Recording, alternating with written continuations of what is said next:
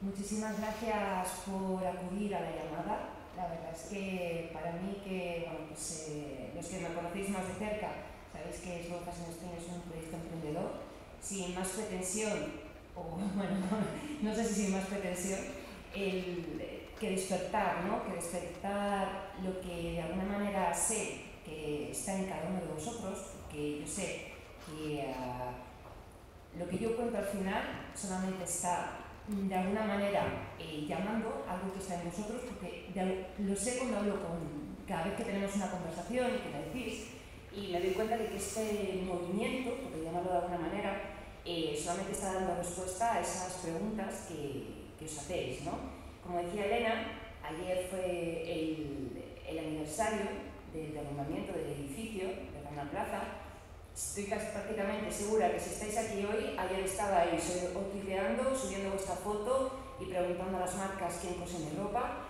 Y creo que es importante que empecemos a poner conciencia, porque solamente así podremos construir la moda limpia que todos estamos deseando. Por mi parte nada, agradecer un año más a Elena y al museo y a María, que está por ahí, aunque no quiere estar tan presente. Darles las gracias por ofrecernos este fantástico espacio y permitirnos estar aquí con todos vosotros. A nuestros patrocinadores, pues muchísimas gracias, os vais a ver en las diapositivas. Más que patrocinadores son amigos que vienen caminando con nosotros muy de cerca desde que empezó este proyecto y que, que de alguna manera se suman y creen en él y quieren estar presentes. Todos ellos son de la misma filosofía, ya lo seguiréis viendo, desde tiendas eficientes a marketing responsable, son todas empresas que tienen que ver con esta misma filosofía. Y por mi parte nada más, porque además soy la que por una vez no me toca hablar a mí, siempre me toca hablar a mí, por una vez hoy yo no soy la que va a hablar. Vamos a empezar ya con las jornadas y yo creo que van a ser tan apasionantes o más que las anteriores. Estoy segura, como decía Elena, que van a ser provechosas. Doy fe ya, antes de empezar, de que lo van a ser, porque los ponentes no quería interrumpirlo, entonces voy a despedirme. A mí me sigue ilusionando, me sigue emocionando tener la oportunidad de llamarles y que acudan, porque, es que los vais a oír hablar, ¿vale? No voy a decir más porque los vais a oír hablar y cada una de sus palabras es de sabiduría. Y creo que necesitamos esos referentes para realmente tener un camino, ¿no? El camino no se hace de cualquier manera, el camino se hace andando, pero con guías y referentes expertos en sus materias. Y todos los ponentes que vais a escuchar hoy son esos expertos en sus materias. Así es que, Elena, si te parece bien, pues empezamos, ¿vale? Bueno, sí, ¿lo pones tú? A la primera mesa. Y en la primera mesa tenemos a Nicola y a Manuel Quirós. Nicola de Trayectoria y Manuel Quirós. Nicola es compañero mío, es el director de coinnovación en Slow Fashion Spain. Aparte, es fundador de Ecology, su propia consultora. Ingeniero industrial. Trabaja en formación, consultoría e investigación para desarrollar proyectos, servicios y negocios sostenibles. Y hoy nos va a hablar de ecodiseño. ¿Qué quiere decir ecodiseño? Para mí, yo definiría más que nada ecodiseño como un cambio de paradigma. Normalmente, hasta ahora, las soluciones que hemos utilizado han sido un poco soluciones tiritas. Es decir, ya hemos hecho el mal, pues ahora vamos a poner la tirita y vamos a hacer que sea un poco menos malo, ¿no? Que no está mal, hay que seguir haciéndolo, pero yo creo que lo importante es el cambio de paradigma. Y el cambio de paradigma significa empezar a hacer las cosas bien desde el principio. Es decir, que cuando vamos a hacer un producto no nos cuestionemos, nos hagamos preguntas claves desde el principio hasta el final. Y no me enrollo, que luego digo que no quiero hablar, pero es que me enrollo. Así es que os dejo primero con Nicolás Cerantola. A ver.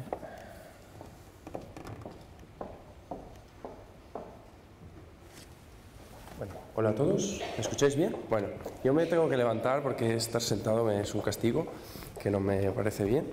Entonces, a mí me toca romper el hielo, entonces pues me tendréis que perdonar, pero me tengo que dinamizar un poco, ¿vale? ¿Me puedes mover las diapositivas? Vale, bueno, ahí tenemos. Vale, pues esto lo puedes pasar porque ya bueno, no me conocen, pero no, eso no es importante, no estamos aquí para eso. Estamos aquí para hablar de eco. Si estáis aquí, pues de alguna razón habéis estado, estáis de alguna manera curiosos para saber qué es, o conocéis ya el tema, o de alguna manera os llama la atención, ¿no? O creéis que es importante, ¿no? Entonces, ¿por qué hablamos de eco? Pues hablamos de eco porque sigue. Bueno, esta puedes pasar rápidas, es decir, los clásicos enfoques, las clásicas preocupaciones que tenemos a nivel de sociedad son estas que veis en estas diapositivas, son las clásicas. Cada uno de nosotros, incluso los negacionistas, se tienen que rendir de alguna manera a ver que estas cosas están pasando, ¿no? Pero son razones muy lejanas, ¿vale? Que necesitan de alguna manera un compromiso, un cierto estar despiertos con respecto a los problemas de los demás, ¿no? Pero si seguimos adelante nos damos cuenta que nos acercamos a problemas que son mucho más del día a día nuestro. Por ejemplo, en este caso, pues esta no es Bangkok, sino que es Madrid, como podéis ver, y podemos ver la capa de contaminación que hay. O, por ejemplo, otras personas se podrían estar preocupando del derroche, por ejemplo, o incluso llegando, ya acercándonos cada vez más al hogar, al entorno familiar, ¿no? Es decir, si hemos empezado con los osos pandas, una cosa que quizás no preocupa a todos, llegamos a los juguetes con que juegan nuestros niños. Entonces nos hemos empezado a preocupar de cosas como muy lejanas y hemos llegado a tener cosas que bueno, pues que nos tocan a todos, ¿no? Porque si le preguntamos a una madre, pues sí que se preocupa de estas cosas, ¿no? ¿O no? Veo cara de siesta, ¿estáis bien todos? Vale. Bueno, ¿seguimos? Entonces yo os pregunto, ¿hay otras razones? Una voluntaria. Sí, supongo que hay otras razones por las que preocuparse. Vale. Y la vemos ahí. ¿Sigue, Gemma, por fin? Pues si vemos al futuro, porque el ocuparse de sostenibilidad significa viajar al futuro para ver las consecuencias de lo que estamos viviendo hoy en día y volver aquí trayendo como testigo de lo que hemos visto, ¿no? Entonces, ¿por qué no nos vamos al 2030 y vemos lo que está pasando? Bueno, las tendencias son estas. 8.000 millones de personas en el mundo, 2,8 millones de consumidores de clase media, ¿vale? ¿Qué van a provocar? Bueno, pues un aumento de la demanda de hasta el 50% de este tipo de commodities, ¿vale? Agua, energía y comida. Estamos hablando de números gordos. Estamos hablando de más del 50% del consumo del 2010. ¿Vale? ¿Seguimos? Otra cosa interesante, todos estos recursos, ¿dónde los estamos sacando? Pues los estamos sacando de países que tienen riesgos políticos. Estamos viendo en las noticias Ucrania, por ejemplo, pues ahí es donde se saca mucha parte de la energía europea, ¿no? Con el gas. Estamos hablando de economías emergentes, Brasil, China, India, que necesitan y exigen un desarrollo y un crecimiento económico como el nuestro, una calidad de vida como el nuestro. Y hasta llegar a la globalización de las crisis locales, ¿no? Hemos visto toda la parte de Magreb, por ejemplo, donde ha habido problemas hace un par de años, pues son problemas locales que se globalizan, ¿vale? Entonces, ¿cuál es el problema de todo esto? Es que estamos utilizando la naturaleza como un capital, ¿vale? Nosotros estamos extrayendo valor económico del capital natural gratis. Hasta ahora lo hemos estado haciendo de manera muy barata, pero empieza a costar cada vez más, ¿vale? ¿Qué pasa? Que ¿te has movido atrás? Vale, adelante. No, sí, no, sigue, no, para atrás, no, para allá, para el otro lado. Se está cachondeando. No, a ver, para el otro lado, vale, sigue, vale. ¿Seguimos? ¿Otra más? Gracias, perdona, Bueno, entonces hemos visto que estos efectos en que nos estamos preocupando de los pandas o del cambio climático, pues nos están reduciendo el capital. Es decir, nosotros hasta ahora hemos estado viviendo en un chollo y ahora estamos viviendo con cada vez más dificultades. La energía que extraemos ya no es tan barata extraerla, ¿no? ¿Y esto a qué se debe? Se debe a una economía, a un sistema económico que es de este tipo. Y si pensamos a los ciclos de vida de los productos, por ejemplo, nos damos cuenta que no es un ciclo, sino que es una línea, ¿no? ¿Estamos de acuerdo todos? Os veo asustados, ¿estáis bien? ¿Seguimos bien? Vale. Entonces, veis que es un proceso que es lineal, ¿vale? ¿Seguimos? ¿Porfa? Vale, pues este proceso lineal, ¿qué ha estado haciendo? Ha estado externalizando los costes sociales y ambientales de los productos. Es decir, nosotros estamos comprando productos que otros están pagando. Están pagando una cuota, que es la parte negra que veis ahí. ¿Seguimos? Entonces, yo os pregunto, ¿va a venir el Obama de turno a decirnos que se acabó el petróleo? Por ejemplo. No va a pasar eso, sino que lo que va a pasar más bien es que la energía y los demás bienes y recursos que necesitamos van a subir de precios. Porque si hemos visto que el planeta es finito y la demanda va aumentando y además nos estamos cargando el capital, nos encontramos que, yo no soy economista, pero creo que estamos todos de acuerdo que el precio sube, ¿no? Si un bien se hace más escaso, sube, ¿no? Vale. Y hablamos de 2030, 2020, 2030, estamos hablando del siguiente siglo.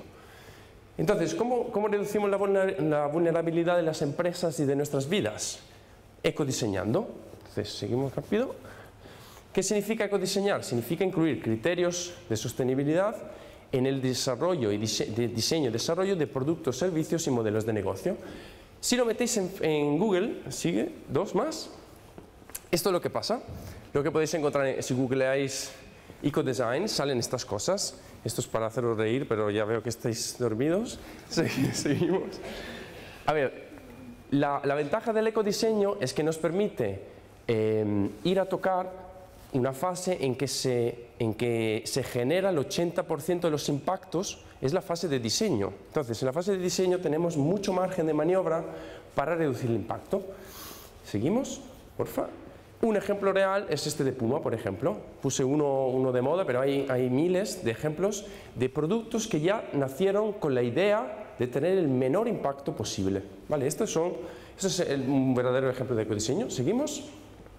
Entonces, ¿cuál es el enfoque?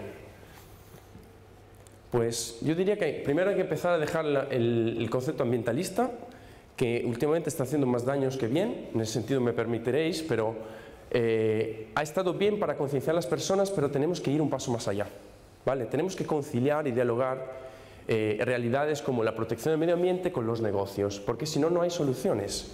¿Seguimos?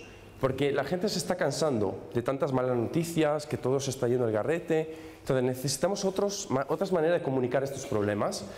Y uno de estos es que tenemos que dejar el sentido de culpa, porque el sentido de culpa no motiva a las personas. Necesitamos otras maneras de involucrar a las personas. Y una de estas, aquí normalmente cuando voy en otros lugares pongo otras fotos, no, si voy a Italia pongo otra. Bueno, seguimos, necesitamos victorias épicas, ¿vale? Para que las personas se sientan parte de una batalla que le toca a ellos también. Y aquí, no sé qué pasó con los caracteres, pero tenemos que pasar de un concepto de sostenibilidad. Por ejemplo, si yo te pregunto, ¿cómo va con tu pareja? Bien. Bien, vale. Si me hubiese dicho sostenible, ¿qué habría pasado? Habría sido simplemente muy triste, ¿no? ¿Estáis de acuerdo? Si me hubiese dicho bonito, sonaba mejor, ¿verdad? Pues eso es. Si seguimos sostenible es lo mínimo, es lo básico. Tenemos que dar un paso más allá y ir hacia la prosperidad, que es lo que nos enseña la naturaleza, por ejemplo. Es decir, ¿de quién podemos aprender a desarrollar un mundo próspero? ¿Seguimos? Al pensamiento bioinspirado, que es lo que Manuel después os comentará. Yo no voy a entrar en esto, pero sí me voy a simplemente a comentaros el tema de una economía, de una sociedad basada en ciclos cerrados. Entonces, si nosotros podemos dejarnos inspirar por la naturaleza en cómo ha estado prosperando en estos millones de años, pues lo tenemos que hacer con este enfoque. ¿Y seguimos? Entonces, lo que os invito a reflexionar es que quizás para llegar verdaderamente a una sostenibilidad tenemos que pasar de un modelo lineal en que extraemos recursos y lo tiramos a un sistema en que no exista el concepto de residuo, ¿vale? Por eso que soy un poco cañero con el enfoque ambientalista, porque se queda a mitad del camino. Hace falta dar otro paso más. Y el otro paso más es la economía circular, que es un nuevo paradigma en que desaparece el concepto de residuo Y entonces, si os dais cuenta, si desaparece el concepto de residuo, pues nos encontramos que necesitamos nuevas herramientas económicas para monetizar, ¿no? Vale, ¿seguimos? Entonces, esto es un ejemplo, pues está en inglés, pero, por ejemplo, tenemos que, por un lado, tenemos el ciclo biológico del algodón, por ejemplo, en que se tiene que reutilizar las más veces posible y luego compostar. Y el otro lado tenemos las fibras sintéticas, por ejemplo, donde se tiene que mantener un ciclo industrial cerrado. ¿Seguimos?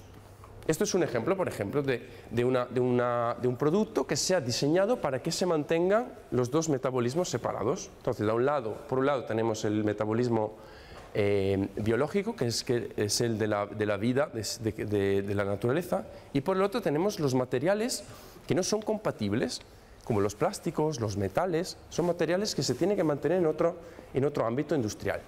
¿Seguimos? Entonces, ¿qué es lo que pasa? Que necesitamos cambiar no solo los productos y los servicios, sino la manera en que monetizamos, en que generamos valor para la sociedad. Y os pregunto, ¿es utopía o realidad?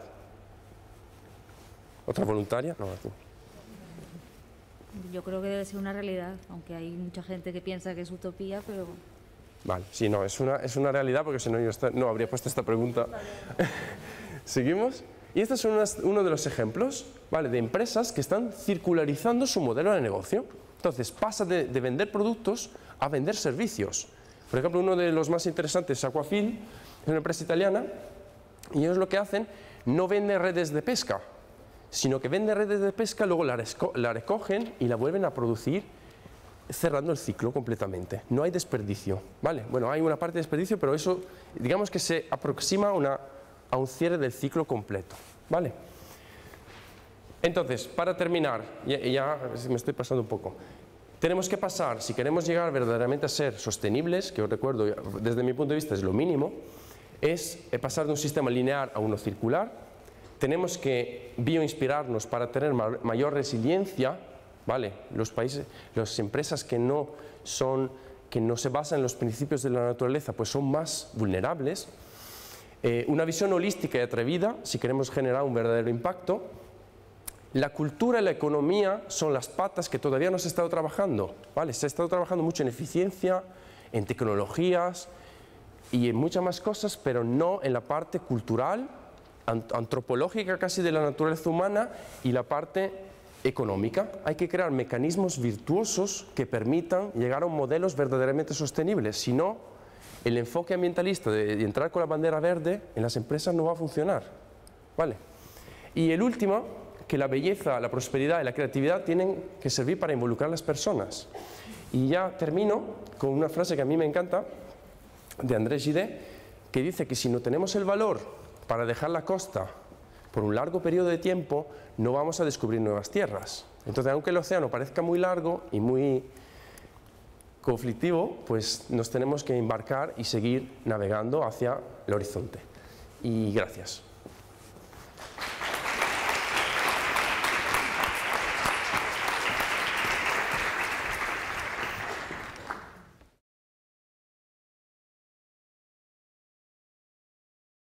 Es interesante el título de las ponencias de este año en torno al cambio, que es algo que lo vamos a estar oyendo necesariamente a lo largo de estas próximas décadas, porque los retos a los que nos enfrentamos, como ya adelanta un poquito Nicolás, son realmente fascinantes desde el punto de vista intelectual, y sin duda la sostenibilidad pues, nos va a acercar a ellas, ¿no? A ver, ¿dónde lo doy? Aquí. Vale. Sí, aquí está bien. No, pero aquí no. Ahí no está bien. Hay que darle aquí al... ¿Ya está? Vale. Vamos a imaginarnos, ¿no?, una organización, una corporación que pueda hacer todas estas cosas, sin un jefe detrás, ¿no? Esto es un poco el paradigma al que vamos, al que deberíamos ir, y nos sorprendemos cuando no se ve del todo, no sé por qué, no se ve del todo esto. ¿Aquí es? ¿Quién ver? A ver, aquí. Pantalla completa. Pantalla completa. ¿Ahora mejor? Sí. Bueno, pues esto que os ponía antes, ya lo hacen de manera natural desde hace millones de años las abejas, ¿no? Proporcionar alimentos, recursos, todo lo necesario desde un organigrama descentralizado, a tiempo real y efectivo. Otro ejemplo que me gusta poneros es, imaginaros esto, ¿no? Una red de trabajo en la cual en tiempos difíciles debamos autoorganizarnos. Si es necesario cambiar los roles, hay que adaptarse a los cambios y cuando el trabajo está hecho, dispersarse. Os presento uno de los organismos más fascinantes que conozco, los hongos mucilaginosos, que no paran de sorprendernos a pesar de su aparente simpleza, pero fijaros no solamente por su estética, que es sorprendente, pero fijaros en el mapa de la derecha, veis la red de trenes de Tokio y este pequeño organismo en apenas 26 horas ha logrado conectar las ciudades más importantes de la ciudad de Tokio, en lo que el hombre ha tardado pues casi 2 décadas, ¿no? Simplemente cuando le damos la oportunidad de buscar los recursos, ¿no? Imaginaros un equipo donde los líderes rotan, van buscando turnos de liderazgo, cuando uno necesita recargarse, pues tiene alguien que le sustituya cumpliendo esos objetivos sin perder el rumbo. Bueno, pues esto también nos lo enseña la naturaleza, de alguna manera, ¿no? En definitiva, estamos hablando de superorganismos que llevan mucho tiempo haciendo cosas extraordinarias que nosotros necesitamos también. Necesitamos incorporar la colaboración en pro del bien común, eso ya que Nicola ha hablado de la economía del bien común, la economía circular, en algo que ya existe. Esta sencilla frase, pero de enorme complejidad, la vida genera condiciones favorables para la vida, es la manera en la que la naturaleza funciona. Y es una especie de mantra para los que seguimos la biomimesis y los que seguimos las lecciones que la naturaleza nos enseña, y la realidad es que es una frase sencilla, pero que no entendemos. Cuando uno se acerca a las empresas o cuando habla con estudiantes, te miran como con cosa rara, ¿no? ¿Por qué? Pues porque de alguna manera seguimos con esa mentalidad dentro de la caja, una mentalidad continuista, con mentalidades más propias del siglo XX o del XIX, pero es que ya estamos en el XXI. Estamos ya camino de casi 14, 15 años en el siglo XXI y sin duda necesitamos cambiar, ¿no? Necesitamos cambiar nuestra manera. Cuando hablamos de cambios, nos viene a la mente la palabra innovación, ¿no? Siempre es un proceso intelectual necesario en el cual las neuronas se disparan de un sitio a otro asociando elementos e ideas dispersas. Y es cierto, absolutamente cierto, pero también me gusta deciros ¿qué os parece si os dijera que la innovación es el proceso más antiguo de la Tierra? Y tiene nada más ni menos que 3.850 millones de años. Esto es un término un poco complejo. Hablar de millones de años cuando tenemos que pagar la factura de la luz el mes que viene, pues realmente es complejo, ¿no? Entonces vamos a hacer una pequeña analogía y convertir esos millones de años en un año. Los 4.500 millones de años, que es la edad de la Tierra, la convertimos en un año para entender mejor hacia dónde quiero llevaros. Bueno, pues fijaros que la vida empieza en marzo, empieza un poquito antes del 27, pero empieza en unas fechas en las cuales estos extraordinarios, sencillos pero complejos organismos empiezan a saber mirar a la luz solar y convertir la energía lumínica en energía química. Y nada más ni nada menos que convierten una atmósfera tóxica en una atmósfera que hoy disfrutamos y que nos permite, entre otras cosas, tener más o menos unos 15 grados de temperatura frente al frío cósmico exterior, ¿no? Bueno, pues esta es una de las innovaciones con las que comienza la Tierra, nada menos, ¿no? Si vemos a lo largo de ese año, vamos viendo cómo a lo largo del tiempo van apareciendo las distintas especies en ese fascinante proceso evolutivo que es la vida, sin el cual no se entiende la evolución, y cada una de ellas pues va incorporando una serie de innovaciones, que no voy a entrar en detalle, pero sí me quiero entrar en esta fase. Fijaros que los homínidos, que no somos los homos, sino los homínidos, los primeros que empiezan el bipedalismo, aparecen en ese hipotético año calendario del año, de un solo año, el 31 de diciembre a las 11:30 de la mañana, ¿no? Y nosotros, nuestra propia especie, apenas aparece 24 minutos antes de que finalice el año. Y de donde venimos, que es la revolución industrial, apenas tiene 2 segundos de experiencia. Podemos seguir pensando y confiando en que somos el pináculo, la cúspide de la innovación. Confiaríamos nuestra empresa, nuestro futuro, nuestros retos, nuestros sueños a alguien que realmente tenga 2 segundos de experiencia. Yo creo que no, ¿no? Yo creo que debemos repensar muy bien cuál es nuestro rol, cuál es nuestra inteligencia. Somos una especie, esa es la experiencia, esa es la realidad, una especie muy joven, por eso seguramente estamos cometiendo tantos errores. Y bueno, pues como niños, aquellos que los tengáis sabéis muy bien, pues hay que volver a hacerse preguntas. ¿Y a quién? Pues nada más ni nada menos que a aquellos seres que nos rodean, fascinantes, que ya han resuelto las cosas que nosotros tenemos que resolver, porque sin duda ya lo han hecho antes.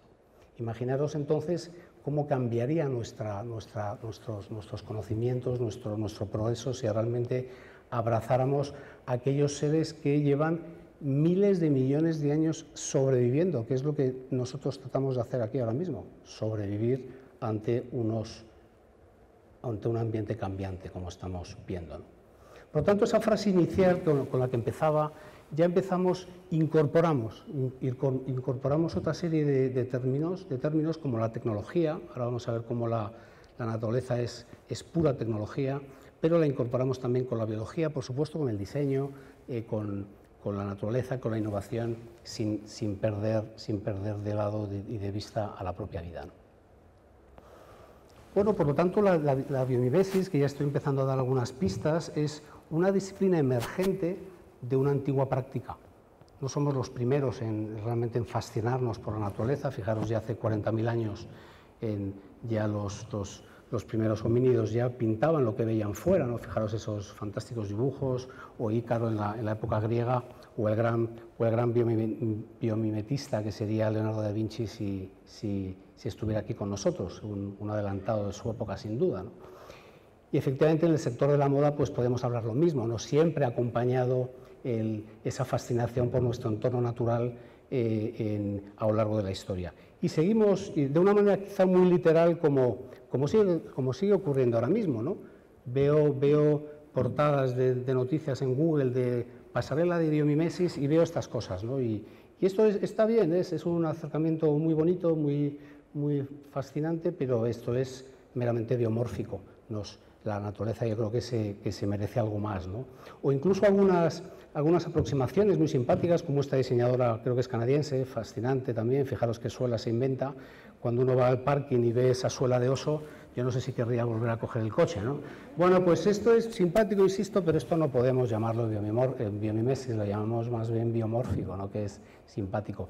O incluso esta fantástica diseñadora inglesa que nos enseña cómo podemos pensar en otros materiales más allá de los nylon o de inventándose tejidos a través de levaduras y bacterias, y esto pues es bioutilización, como podría ser la utilización del algodón o cualquier otro material, ¿no? Por lo tanto, vais a ver a lo largo de estos años, porque insisto que vais a oír bastante sobre estos términos, sobre todo desde el mundo anglosajón, con distintos nombres. A mí me gusta esta definición, ¿no? La emulación consciente de las soluciones naturales, ¿no? Emular, que no copiar, es algo un poquito diferente. Consciente porque tiene una clarísima intención de solucionar problemas, de encontrar mejoras con respecto a lo conocido. Y soluciones naturales porque sencillamente la naturaleza ya lo ha hecho y hay millones de especies, millones de proveedores susceptibles de proporcionarnos esas soluciones, ¿no?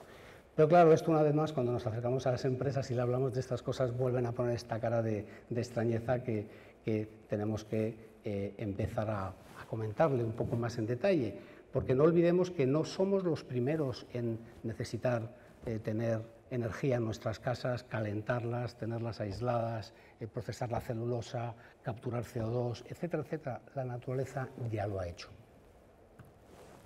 Por lo tanto, la biomimesis podíamos entenderla como una práctica, extraer el buen diseño, aplicarlo en cualquier ámbito en cualquier ámbito, no solamente en el textil, sino en la alimentación, arquitectura, ingeniería, incluso en la gestión de negocios. Veremos al final algún ejemplo. Por lo tanto, es procesar todos esos conocimientos a través de nuestra imaginación, por supuesto, y nuestra tecnología en pro de unos productos, servicios y procesos diseñados de otra manera. Como ya he dicho anteriormente, la naturaleza utiliza la forma, pero la forma siempre va acompañada de la función.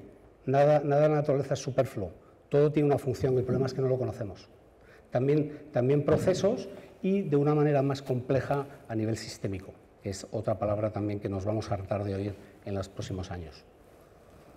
Uno de los primeros ejemplos, es un poco rancio, pero por honor a quien lo diseñó, pues empezó con este pequeño cardo, este ingeniero que paseaba por sus montañas con su perro y todos los días horrorizado con que los molinos de este cardo se le quedaban pegados al pelo del animal.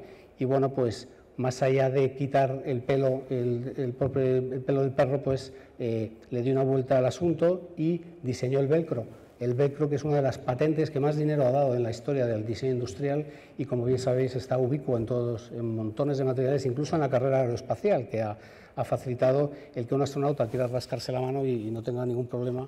Y bueno, pues esas cosas que a veces los diseñadores no piensan, ¿no? Pues el velcro lo ha facilitado, ¿no? Dejadme poneros un ejemplo un poquito más claro para que veamos la diferencia entre la forma y la función. Fijaros, esto es una cosa que ocurre a diario en nuestros edificios. Millones de aves, millones literalmente de aves se colisionan diariamente en nuestros edificios, en nuestras pistas de pádel, etcétera, etcétera, ¿no? ¿Por qué no las vemos? Pues porque, como veis ahí abajo, diariamente hay una cuadrilla de gente que los quita, porque a nadie nos gusta verlo.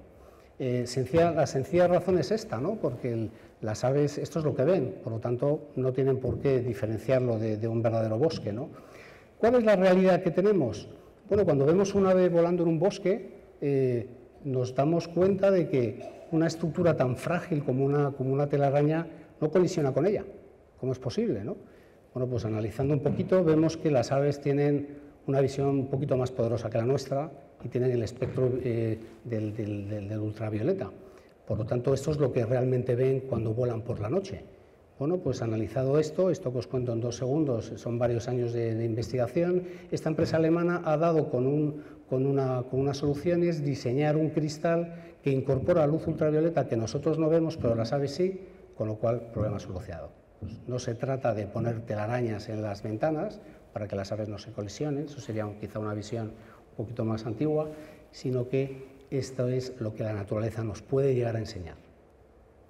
Entrando en un sector más propio de las jornadas, pues fijaros, esto acaba de salir al mercado muy recientemente. Llevamos años y millones literales de dólares invertidos en descifrar la estructura de la tela de la araña.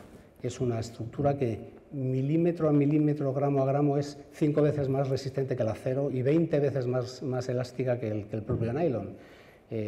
Y bueno, pues y además hecho a temperatura ambiente, cosechando polillas o moscas sin la necesidad pues como sucedería con el Kevlar o con el acero, pues con muchísimos grados de temperatura, ácido sulfúrico, etcétera, etcétera. Bueno, pues esta empresa ya ha diseñado esta proteína, esta biopolímero, y promete sin duda ser un material muy interesante para vuestro sector.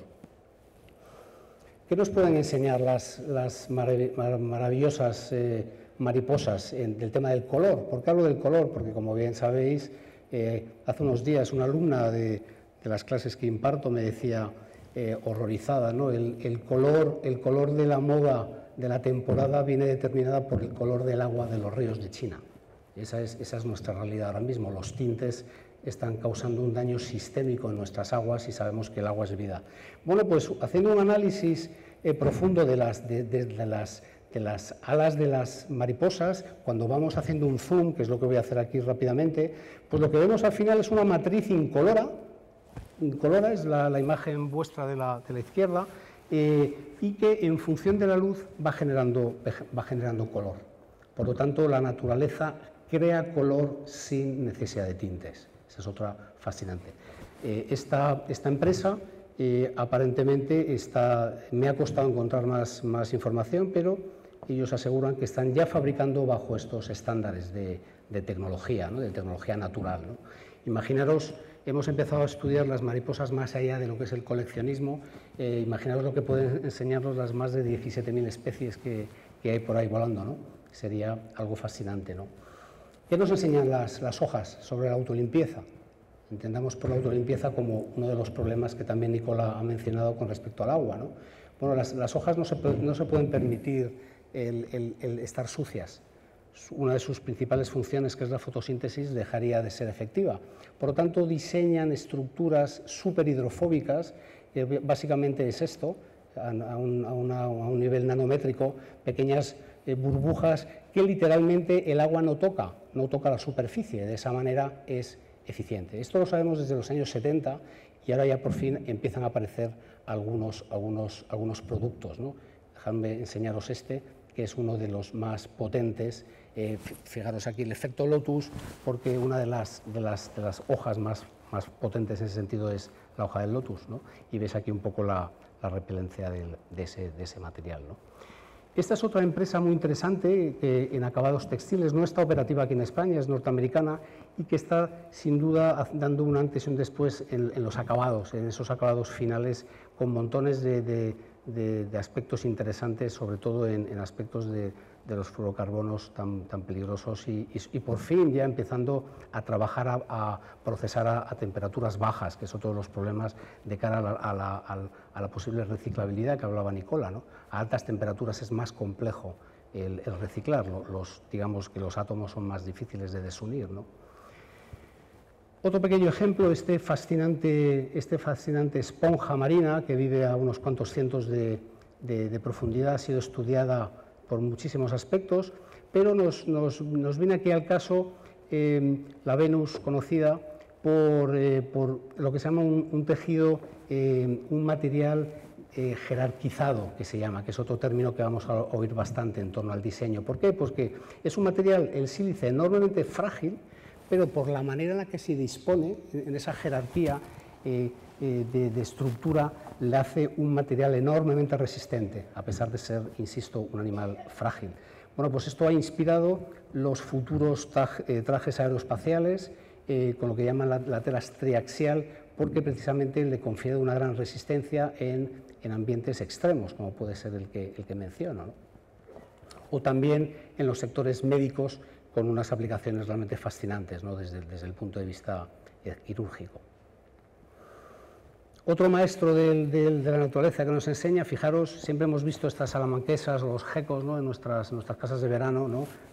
Comiéndose todo bicho viviente, y nunca habíamos probado el que su capacidad de adherencia pudiera ser en uno de los materiales más lisos, sin protuberancias, como es el cristal. Pues fijaros qué problema tiene, ¿no? Claro, cuando uno hace un zoom una vez más a sus manos, pues esto es lo que vemos, ¿no? Unas estructuras enormemente complejas, pero lo que al final nos dicen, perdonad que aquí esté en inglés, lo que al final nos dicen es que hay billones literales de pequeñas sustancias en lo que conocemos como las fuerzas de Van der Waals, con lo que el animal se adhiere mediante la física, no mediante la química. Eso es muy importante porque la toxicidad de nuestros pegamentos es alarmante, y además los empleamos en todo tipo de productos y materiales. Pues bueno, pues se abre todo un antes y un después en posibles aplicaciones gracias a mirar a la naturaleza con otros ojos. Y desde luego un antes y un después, como decía antes, ¿no? Con montones de nanoestructuras en montones de distintos sectores fascinantes, sin duda, ¿no? Se abre un camino. Bueno, y para ir terminando los ejemplos, pues ¿quién iba a pensar que estos monstruos de 20, 30, 40 toneladas nos iban a enseñar algo sobre energía, ¿no? Bueno, pues estas ballenas que circunnavegan el mar, pues nos hemos dado cuenta que son unos excelentes nadadores, precisamente porque bueno, pues nosotros nos empeñamos en las líneas rectas, en el diseño industrial, y estos animales, pues apenas, en la naturaleza apenas existe la línea recta, y aquí vemos cómo en sus aletas tienen una serie de protuberancias, lo que se llama la tecnología de los microtúbulos, y empieza a venir toda una generación de aerogeneradores, de palas, de molinos de viento y de ventiladores, precisamente con esta nueva tecnología que, entre otras cosas, tiene una eficiencia mayor con un consumo energético menor. Y ya para terminar con mis ejemplos, no podía olvidar la robótica, que es otro de donde empieza realmente la biomimesis, ¿no? Nuestra obsesión por hacer robots no es más que imitarnos a nosotros mismos, y esta empresa alemana está dando un antes y un después en lo que se va a trasladar a la futura movilidad y transporte, ¿no? Con ejemplos fascinantes que os invito a ver porque tienen estupendos vídeos colgados en la red, ¿no? Bueno, pues más allá de esto, la biomimesis también nos enseña estrategias para la sostenibilidad en el sector empresarial. Fijaros, estas criaturas que os enseño, cuando uno analiza los registros fósiles, vemos que apenas han modificado su forma en más de 500 millones de años. Eso tiene que significar algo, cuando en todo ese periodo ha habido extinciones masivas y ha habido catástrofes ambientales brutales, ¿no? Esto lo vemos muy bien en lo que denominamos los principios de vida, que no voy a entrar aquí en detalle, pero que es una visión sistémica y una visión sostenible de cómo diseña la naturaleza, de cómo funciona la naturaleza. Los resumo aquí en seis apartados, fascinante su aplicación en cualquier sector.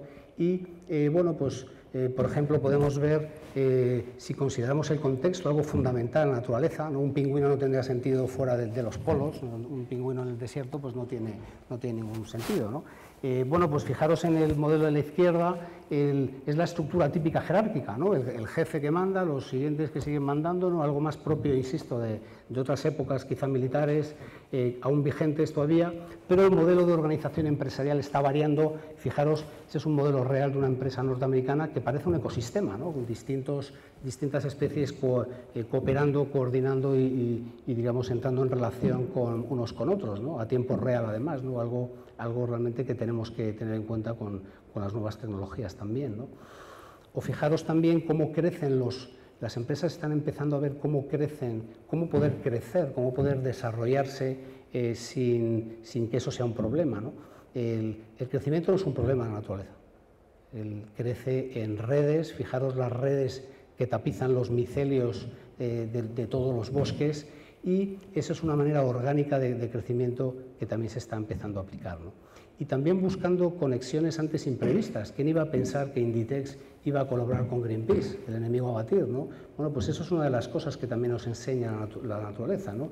Busquemos coaliciones, colaboraciones antes jamás pensadas, porque quizá nos van a sorprender sus visiones.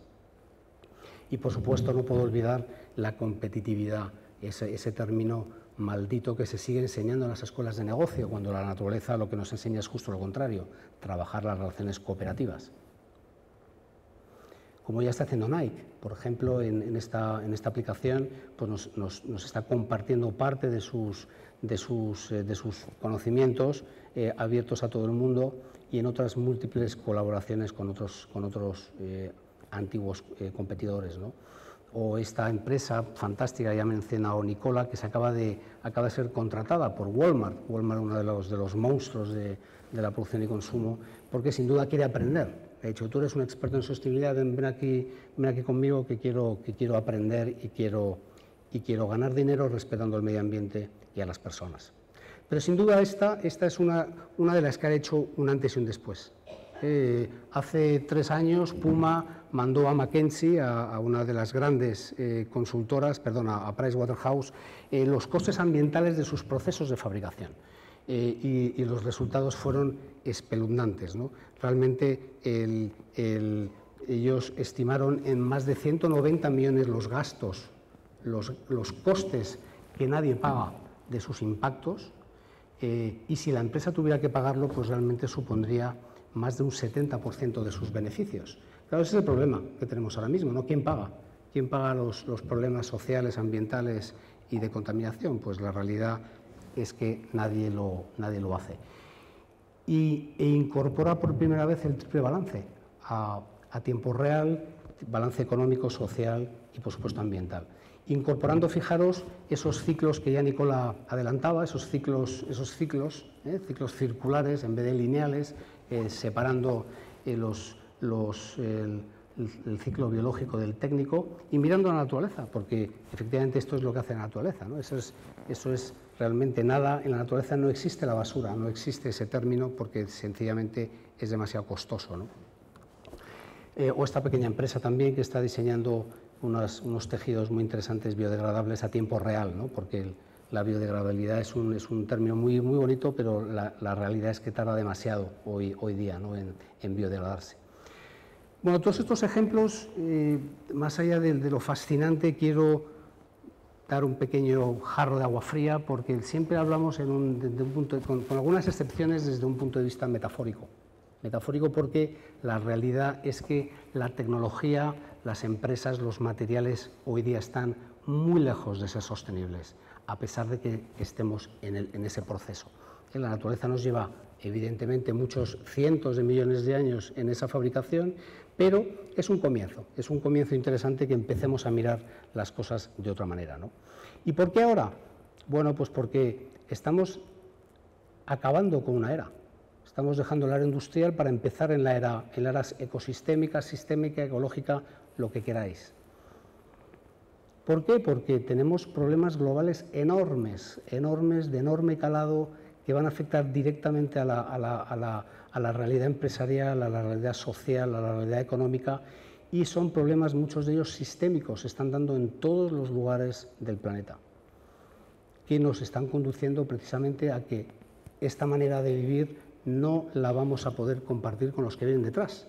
La tierra no es nuestra, la tomamos prestada y nuestros hijos, sin duda, de seguir de esta manera, nuestros nietos, las condiciones que van a heredar van a ser realmente catastróficas, como no cambiemos, ¿no? Y entre otras cosas porque ahí fuera hace frío. No tenemos otro planeta, no tenemos otro, y es el único que debemos mantener y debemos cuidar, porque seguimos buscando, pero alguno habrá, pero todavía no. Y estas dos cifras también incorporan el por qué ahora, ¿no? Los científicos nos dicen que la extinción existe de manera natural, pero a este ritmo es realmente imposible, es realmente tremendo. Y de hecho estamos actualmente en la 6ª gran extinción masiva de seres vivos, ¿no? Finalmente, tenemos que darnos cuenta y cambiar de que nuestras reglas empresariales tienen consecuencias directas con la pérdida de biodiversidad. La amenaza es natural, pero los desastres no lo son, los desastres se pueden evitar. Fijaros, estas cifras, estos datos de la polinización natural frente a la manual, esta imagen es de China, pero ayer en una clase me decía un alumno que en Granada, aquí en España, ya están polinizando a mano. No hay que sea China ya, yo no lo sabía. Estoy esperando imágenes del cultivo, pero estamos perdiendo esos servicios, ese capital natural, es tremendo, ¿no? No somos conscientes, pero es así, ¿no? Y por supuesto el sector textil depende de la polinización de manera importante, ¿no? Si no, el algodón que está en todo, ¿no? Prácticamente, ¿no? Una vez más por múltiples relaciones sistémicas de la manera en la que hemos tratado el campo para alimentarnos, ¿no?